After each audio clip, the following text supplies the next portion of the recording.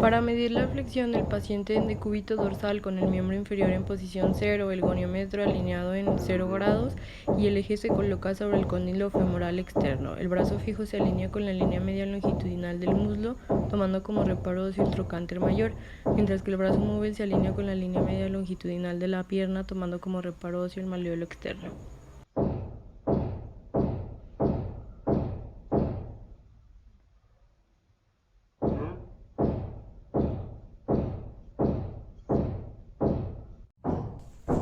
Para medir la extensión, el paciente en decúbito ventral con el miembro inferior en posición 0 y el fémur estabilizado con una almohada colocada debajo.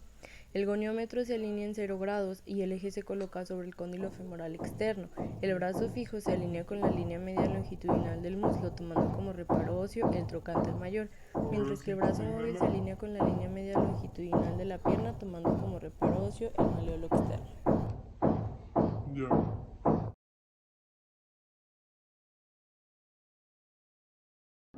Prueba de la rótula bailarina. Indica derrame articular de rodilla. El paciente en decúbito supino. Con una mano se presiona desde arriba el fondo del saco suprarrotuliano y con la otra se presiona la rótula contra el fémur y se mueve en dirección medial y lateral con una ligera presión. La resistencia elástica es un signo patológico de derrame articular.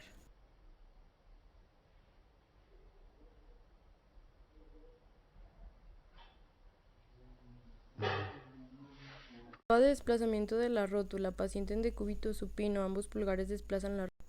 Se produce un desplazamiento indoloro de la rótula sin dolor o tendencia al signo de Sol. En paciente en decúbito supino con las piernas extendidas, el clínico presiona la rótula desde la parte proximal y pide al paciente con la contracción de cuádriceps.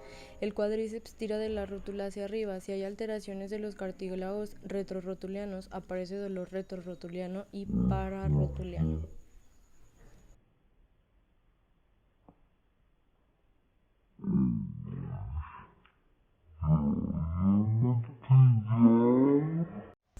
Prueba de apresión según Feuerbach. Procedimiento. Paciente en decúbito supino con la rodilla en extensión y el muslo en tensión. El clínico intenta simular una luxación. Esta prueba valora si ha tenido una luxación de rótula. Prueba de McCall. Procedimiento. Paciente en sedente sobre la mesa de exploración, pierna colgando relajada. El clínico efectúa una presión de la rótula con ambos pulgares desde la parte lateral hasta la medial.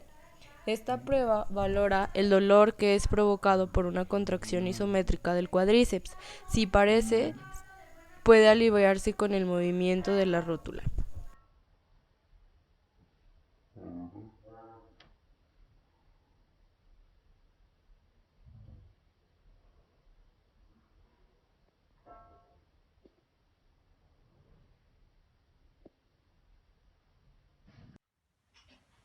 Prueba de tracción y presión de hip.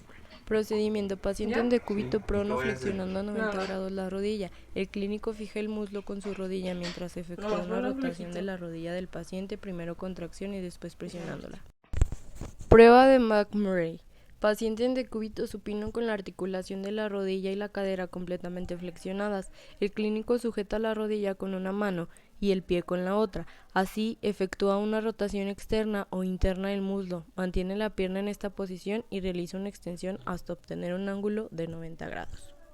Esta prueba valora la aparición de dolor durante la extensión de la rodilla en rotación externa, indica una lesión del menisco interno, mientras que en rotación interna, en cambio, indica una lesión del menisco externo.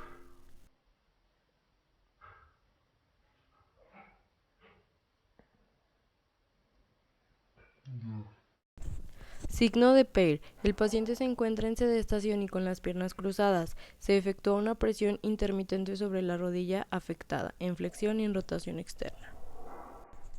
La presencia de dolor en la internilia articular media sugiere un trastorno del menisco.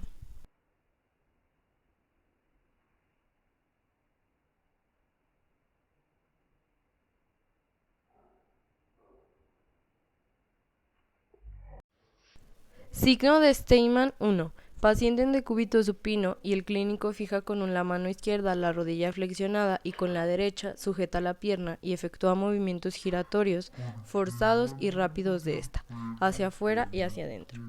La presencia de dolor en la internila articular interna durante una rotación externa súbita sugiere un trastorno del menisco interno, mientras que durante la rotación interna el dolor de la interlínea externa indica una alteración del menisco externo. Prueba de Kovac. Paciente en decúbito supino. La pierna afectada se flexiona por la rodilla. Se coloca encima de la región proximal de la pierna contralateral. Con la mano izquierda, el clínico sujeta la rodilla y palpa con el dedo pulgar la interlínea articular externa.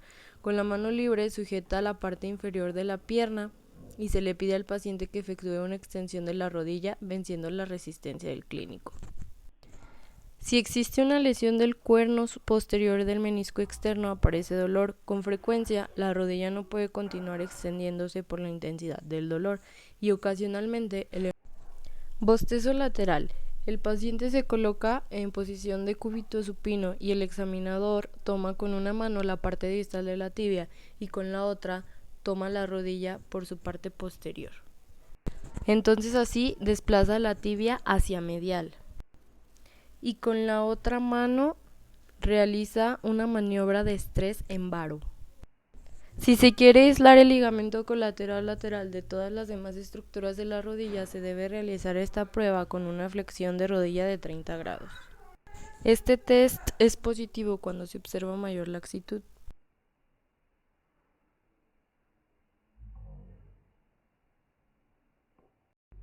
Paciente en decúbito supino con la cadera a 45 grados y la rodilla flexionada a 90 grados. El examinador se sienta sobre el pie del paciente.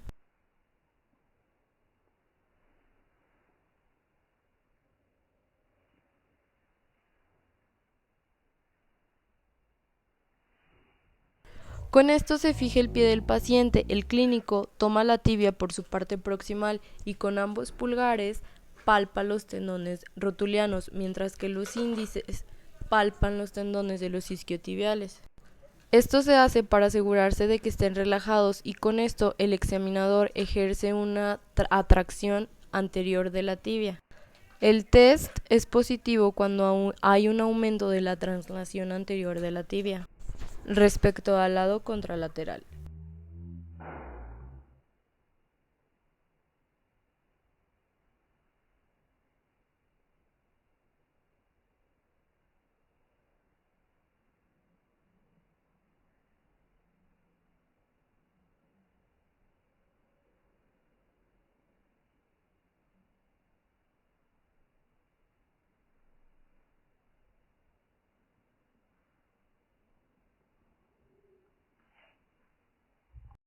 Paciente en decúbito supino y el examinador sostiene la pierna desde el talón, elevando la cadera a 45 grados con extensión total de la rodilla.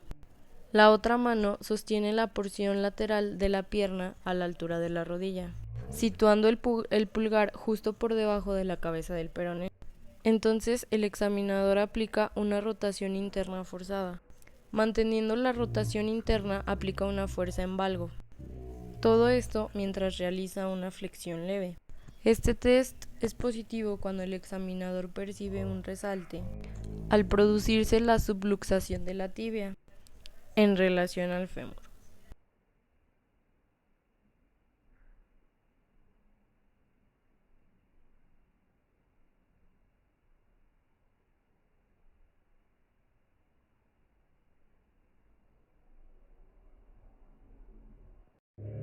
Prueba de Lachman.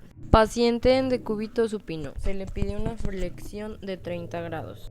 El terapeuta fija la pierna con el muslo por la parte posterior y con su mano craneal a nivel del fémur aumenta esta fijación, mientras que con la otra mano se toma la tibia por su parte posterior y se genera un movimiento de ella posterior-anterior.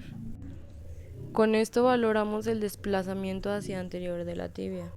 Si encontramos un desplazamiento de 3 milímetros se considera normal, pero al sobrepasar los 5 hablamos de una inestabilidad de la tibia.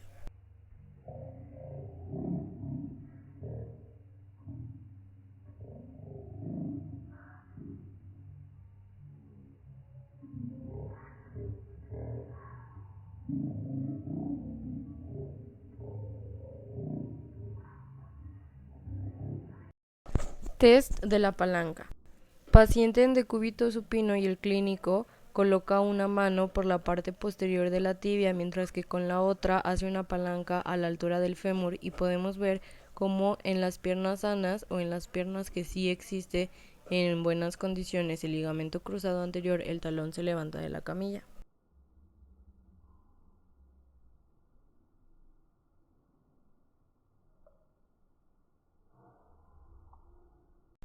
Prueba de cajón anterior. En esta prueba se subluxa la tibia respecto al fémur hacia adelante, demostrando una inestabilidad sagital.